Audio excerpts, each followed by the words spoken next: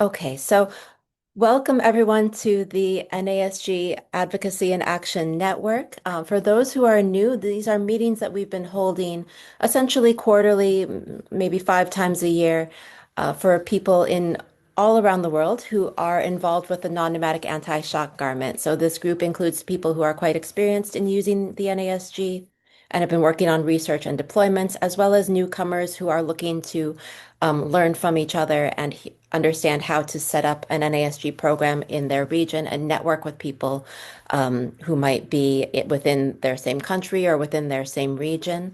We're very happy to have everyone with us today. These sessions are recorded. If you want to go back and listen to past recordings, they are also available from the Safe Motherhood website. And today we are, rather than having a presentation, we're actually having a bit of a slightly less formal interview with Vicki Penwell and Rose Penwell of Mercy in Action, who are longtime collaborators with the UCSF Safe Motherhood team. Um, and you will hear them also mentioning, with Safe Motherhood, we've also worked on respectful maternity care through ICI, the International Childbirth Initiative. So Mercy in Action has been a longtime partner with ICI for respectful maternity care. They have a College of Midwifery in Idaho in the United States, as well as supporting midwifery centers, birthing centers in the Philippines for many, many years. Actually, Vicki, I will ask you to remind me, how long ago was Mercy in Action founded? I think you didn't say Uh, it. yeah, we are at 46 years this year from the beginnings and 35 years in the Philippines. Fantastic. Um, so lots of experience. And we pre-recorded that interview, so it's going to be a 30-minute interview, and then at the end we're going to have discussion and Q&A. So I'm going to go ahead and get us started with that. And please go ahead and put your questions and comments as we go in the chat. Please, everyone, also introduce yourselves in the chat, where you're coming in from, and whether you're actively using the NASG now, um, or whether this is new to you. I am going to go ahead and get us started, and but please go ahead and comment as we go, and we'll get to that discussion at the end.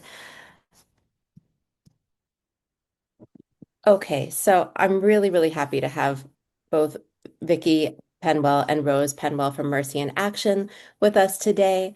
Can I ask you, Rose, to go ahead and introduce yourself? Sure. My name is Rose Penwell. I've been working in maternal child health since 2006, and I'm excited to be here to talk a bit more about the non-pneumatic anti-shock garment and its use both in developing countries and in the United States as well. Absolutely. And Vicki? Hi, everyone. I'm Vicki Penwell, and I am the founder and director of Mercy in Action. I've been working in maternal health since about 1980, and we were early adopters of the NASG, using it in the Philippines, in our out-of-hospital birth centers, and also taking it with us to a disaster zone. Yes. And I'm really grateful because you're partners both with the work with the non-pneumatic anti-shock garment as well as with the International Childbirth Initiative, Yes. that you've been very active with it, both with the Mercy and Action Centers in the Philippines, as well as teaching it in the College of Midwifery in the United States, which is phenomenal. Um, so, Rose, can you talk about maybe the first time that you started teaching the NASG in the US? How did that start? Yes. So I feel like I have the continuum of working in North America in midwifery care without the use of the NASG, and then being able to bring that into my practice, both in home birth settings and in birth centers in the United States, and realizing what a game changer it is to have it be not only the need to stabilize a patient for transport is now accessible. Once you put on the NASG, the patient is now stable. Your vital signs are stable.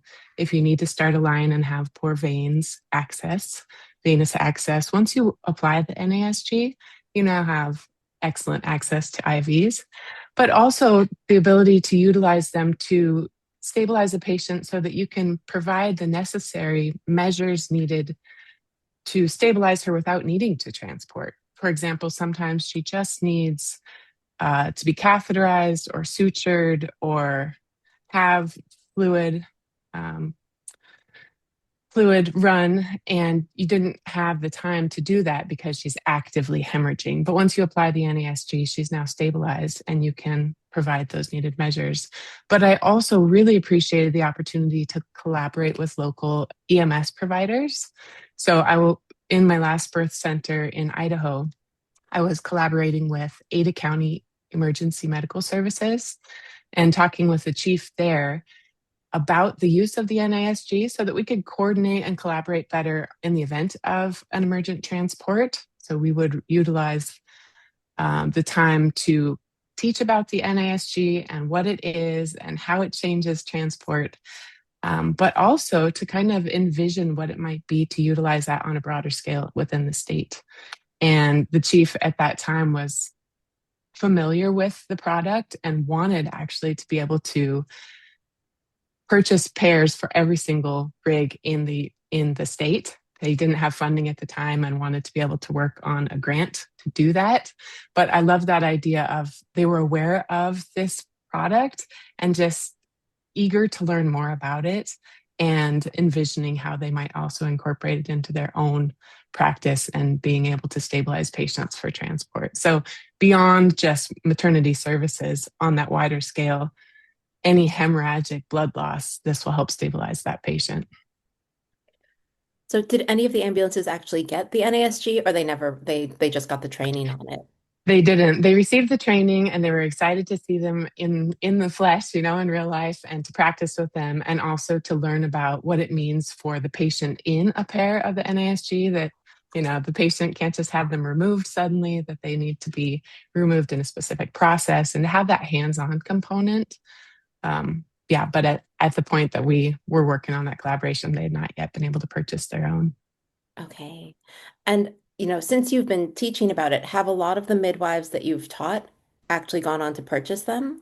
Yes. So we provide training both in North America and both for providers in all countries. And we offer workshops specific to the NASG. And every midwife that trains with us has said, this would have been a game changer. I'm thinking back to my last hemorrhage and the things that it would have changed for the transport to stabilize her, or to even stabilize her and the transport's no longer necessary. But that is always the first question out of their mouths is, how do we get a pair? How do we get a pair? Mm-hmm.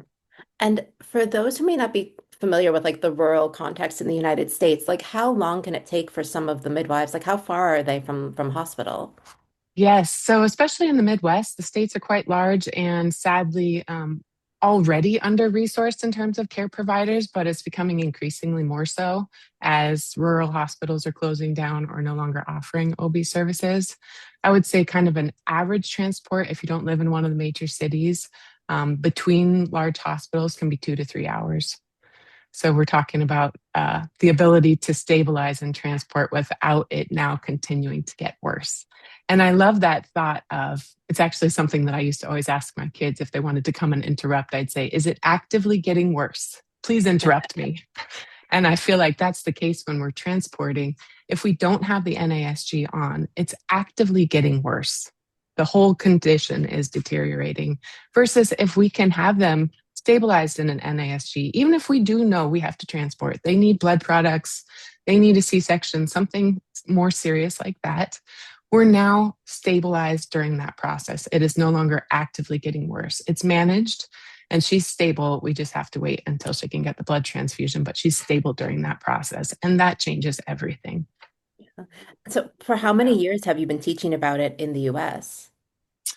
Oh, good I question. think I'm like, 2006 we started. Yeah, I think we had well, maybe it was a little after that, maybe like around 2011 or 12. So it's been at least a dozen years now. Yeah.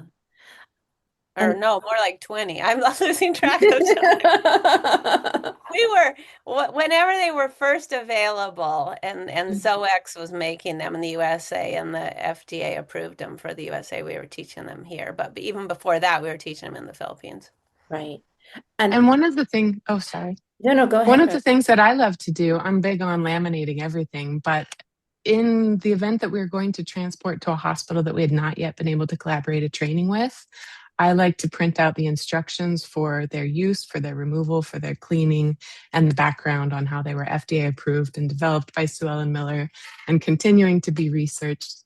Um, the University of California in San Francisco, and print those and laminate them and have them with the NASG so that if we applied them, we then have those right there as a resource because we can have all the resources in the world. But if they're not available at the time that we need them, it's of no benefit. So Right, absolutely. And have any of the hospitals actually equipped themselves after getting trained? every every facility that I've collaborated with has said they're familiar with them, they're excited about them. Sadly, they do not own them. Gosh, yeah, I think that that's because I have to say, I think you're one of the only teams in the US that I've heard of that has actually really been using it, even though we've had a lot of interest from people working in other rural states like Utah, like Alabama. They've been really interested in doing that collaboration with EMS services, but haven't gotten to that point yet. So maybe we should put you all in touch and maybe Well, somewhere we another can. example know a that I lot will of birth share, A lot of my birth centers sis, are using them. We do know sure. that. It's just not hospitals that we know of at this time. Right. Okay, go My ahead, Rose. sister is a midwife in Hawaii, and if they have to transport to a large hospital, they have to medevac to Oahu because she's on the Big Island, and she definitely attends every birth with a pair so that Mhm. she's prepared in case there's a need because it can occur at any birth setting, even for healthy, well-fed, well-loved women. We, as we Mhm. know, hemorrhage can happen, so she never goes to a birth without them. Yeah. How long ago was that in Idaho? 20 2015 to 2019 was the range where I was collaborating with the EMS providers in Ada County. Fantastic. So maybe we will, from there, we can go ahead and transport ourselves to the Philippines. And almost the same question to you, Vicki. So did you start training the midwives in the Philippines around the same time that you were training in the US on the NASG? About the same time frame because we have always gone back and forth. And even when Rose and her family and I and my family were living full time in the Philippines, we were always coming back and forth to teach workshops in America or in Europe or in Australia, wherever we were invited. And we always felt like as soon as we started using the NASG and knowing about it, we started yeah, evangelizing for it really everywhere. It couldn't not be in a training, we felt like that from the very beginning. And I was fortunate because of our work with the mother friendly, baby friendly, precursor to ICI, IMBCI. We Mhm. were familiar with, and I had been in touch with Sue Ellen Miller and some of the people that developed them. So I think we were in on the early stages of that. Um, I was invited to the first training that Japigo did on the helping mother survive bleeding after birth in the early days in Baltimore. And so we kind of got involved really early. And so uh, because Mercy in Action is global in nature and we do get invited to teach all over the world, we started taking it with us and trying to get the word. And yeah, sorry to interrupt you, Rose. And I didn't want to make it seem like nobody we've taught in the United States has adapted it. I think a lot of midwives that do home births and out of hospital births and birth centers have. It's been frustrating, to see that how EMS and hospitals are excited about it, but they haven't really picked it up. One of our strategies in the Philippines has been to get the funding to actually donate a pair to every hospital that we have as a backup hospital. And we have used that as a strategy to get them into the hospitals. But it takes that. It's not been something that we everywhere that I've gone and we've trained on them, especially if it's in the 2-day workshop on helping mothers survive bleeding after birth. People are excited about it, but nobody's heard of it before in our context of where we're going. And I'd love to see that change in the future. I was also thinking about all of the focus around, preventing and treating early response to maternal hemorrhage. and the new emotive bundle is out and things like that. But I was kind of reflecting, Michelle, about this tie-in between the NASG and the ICI, and that, and Rose mentioned it also. We don't, some of the things we're reading and we're seeing is almost like there's an assumption that every woman has an IV in labor already. And so the NASG is kind of down the, it's in recommendations, but it's kind of lower down in the whole scheme of things. If you're following the ICI 12 steps, you are not over medicalizing normal birth. And so therefore we are coming from a place where it's not usual, if everything is normal, to have somebody already have an IV running. That does make our centers kind of unique as ICI implementing centers. And I love that word Rose keeps using, game changer, because that's where it is a game changer. If you don't have a line already set and someone begins to bleed quickly, you're going to have collapsed veins and to put people in the NASG early. So I really advocate for some of these when people make steps of order of things, like put the NASG farther up. Don't wait for it, especially if you don't already have an IV placed, because it's that combination of getting the self the blood transfusion from the legs of the woman up into her core, but also being able to get the IV set and get the IV fluids running that are what changes that woman from going into shock or from whatever shock she's already entered to read. The other place where I think we're kind of unique, and I think Sue Ellen said this to us early on, like years ago, was that when they first developed it, they were picturing a rural village somewhere in Africa or Asia where somebody's going to put the woman in a cart, and push her to a health center. We have been using them successfully in our birth centers as a not just something to do before transport, but we have kept statistics and found that over half of the time, about 50% of the time, we apply the NSG, we are able to stabilize, and the woman comes back to homeostasis on her own after a certain period of time with IVs and whatever oxytocic drugs we're using, and we're able to remove them in our birth center facility, and we're not having to transport.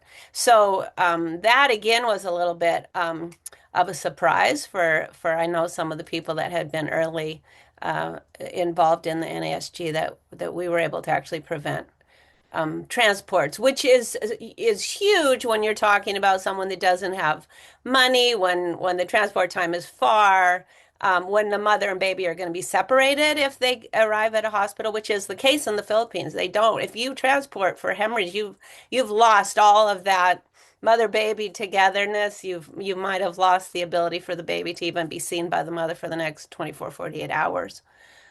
So it's damaging to the health of the newborn as well as to the health of the mother to have to go to a referral hospital. So yeah, game changer is a good word, I think, for how we have experienced using the NASG. So just to go back, Vicki, so for people who have context, if they haven't seen it, maybe I'll insert a photo of some photos from the Mercy in Action clinics.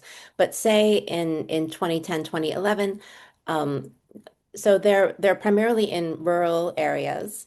And could you give them a sense of like what, so it's a midwifery team, about how many midwives? Could you just maybe describe a little bit the types of centers where they're being used? Yes, our birth centers are midwife led, and we usually have a staff of maybe 3 to 4, sometimes 5, but two midwives always on a shift together, open 24 hours. Sometimes very rural. Rose and I lived together on an island where the transport time, if all the weather conditions were good, was 3 hours to get over the mountain to a town where that had a hospital. Or in daylight hours, you had to cross an hour and a half across the ocean in a small ferry boat. So it wasn't easy transport. And then we also used them when we responded to the large super typhoon disaster Haiyan in 2013, and all the hospitals around us were smashed, and it was a very long transport time to get to a hospital that was still standing, even though it was damaged. So to have them, in that case, again, we were delivering babies in tents at ground zero of this big disaster. We had brought the NASG, we were using it early. I mean, I think that is one of our successes too. We don't wait until someone is in shock to put them on. When we have a hemorrhage, which is defined as 500 cc's of blood loss, or if somebody in there, they're now saying if someone's at 300 cc's, but they're showing any signs of shock, like Mhm. do the bundle, do the treatment. And the NASG has always been part of that for us so that we didn't have somebody get into trouble and have those white knuckle, transports where, like Rose said, people are coming apart. Like the whole situation is getting worse. So, but yes, midwife-led birth centers, licensed midwives, not having a doctor on staff, and we have had some urban centers, but most of them have been a little more rural over the years. No, but I think that's incredible and really important for people to know that, a small center with two midwives on call are able to stabilize a lot of these women and not have to transfer them out is hmm is really incredible. And I think very, really important. And so how often, so I suppose the midwives get trained now they must get trained on a pretty routine basis. So you train them and then they get refreshed and they practice with the NASG on like what kind of schedule? Yeah, so this is what's great, Michelle, because the best way to learn something is to teach it. So all of our staff has been trained in helping mothers survive bleeding after birth, and at least um, I want to say once a year or sometimes every 6 months, they're teaching it to other midwives and doctors and nurses. So they're staying very fresh on using it because they're teaching it regularly.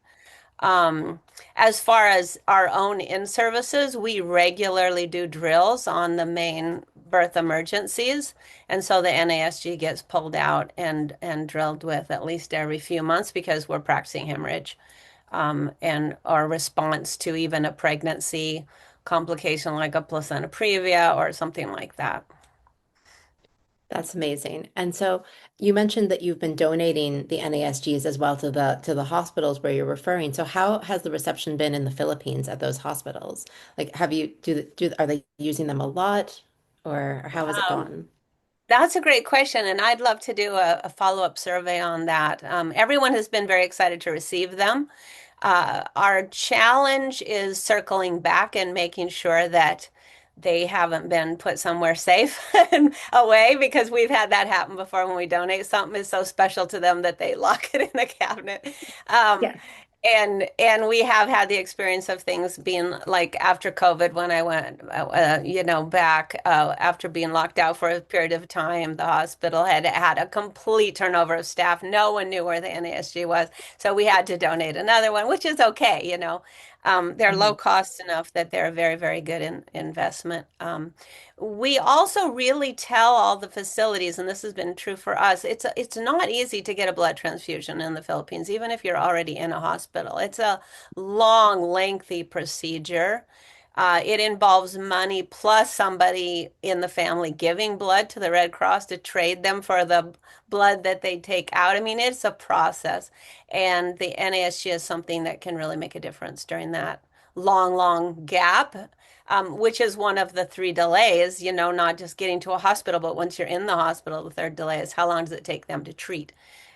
And so we really, even though we're teaching hospitals and they're like, well, we're, already in a hospital, they oftentimes have that issue of how long it takes to get blood is something that we are always mentioning and how well someone can stay stable in them. Um, and in our cases, in our birth centers, also continue to nurse their babies and continue to, you know, uh, do that. We'd love to get to the day where we can get hospitals to keep mothers and babies together when we transport them. That has not as is it's something we're still working on. But yes, that factor that hospitals still have a long lifetime to get blood um, is an issue that makes them very valuable to the local hospitals. Yeah, absolutely. This is really incredible, Vicki. So you started to touch on when you responded when some of the midwives went with you to respond to the typhoon in the Philippines. So I think that we have heard of the use of NASG in some emergency clinics, but it can be really challenging. So maybe we could talk about that a little bit. We already were running a birth center in the Philippines when the huge disaster of Super Typhoon Haiyan came. At that time, it was the largest storm that had ever made landfall. Anywhere in a populated area, winds over 200 miles an hour and storm surges of over 20 feet, and it just destroyed everything in its path. And so we were able to quickly mount our response because we were on an island to the north and basically put together a logistics team, loaded up our ambulance we took about half of everything we had in the birth center, half our staff, half of our equipment, and just loaded it up. And then called our board of directors of our nonprofit and asked, can we have half of our bank account savings and just go? And it was basically like we just were going to share everything we had. Um, and went down to the disaster and set up a tent, which is what everyone was doing. We were in a town one farther community down the coast from where Doctors Without Borders had set up.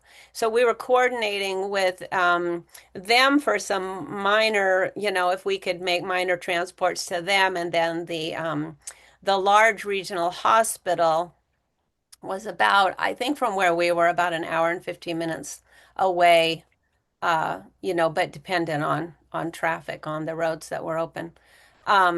Anyway, we found out that no one else, and the Red Cross was down there, and they were delivering babies. So we kind of took a quick survey of who was there. World Health Organization was coordinating the whole response, and Rose and I would go to all the meetings, and quickly found that no one else had brought in NASG. Like, we were talking to the midwives and the Doctors Without Borders tents, and they were like, "Oh yeah, we know about them." Again, that whole thing, we know about it, but we don't have it. And so I called my husband back in our hometown and said, can you put together an order from China and get them down here as soon as possible? So we did an expedited order and started donating them to everywhere that was delivering babies down there, and doing a quick training with everyone that was intense and had OB facilities open. And everybody was, again, thrilled to get them. But this is what we're finding over and over, is that um, it takes donating them. And you mentioned something about writing grants and things like that. I think people initially, anyway, they need to have it easy for them to adopt, because Mm. otherwise it stays a thought in their head like, oh yeah, I heard about that once. But it's not real to them until they see it and they actually realize what an incredible a product it is, what an incredible gift it is in a time of blood loss. And um, so that was our experience, and that has continued to be our experience. I'm thrilled to hear now that sometimes whole entire governments have adopted. Let's just get them in everywhere. But in most cases, it seems like it takes some sort of a nudge, some sort of a somebody that can, show people how to use them and then actually put one in their facility. Um, I would love to again follow up. Now that I'm talking to you, I'm like, oh, I'd love to call Doctors Without Borders headquarters and go, so did you guys like adopt this now, and do you take it with you to every disaster? I don't know if that's true.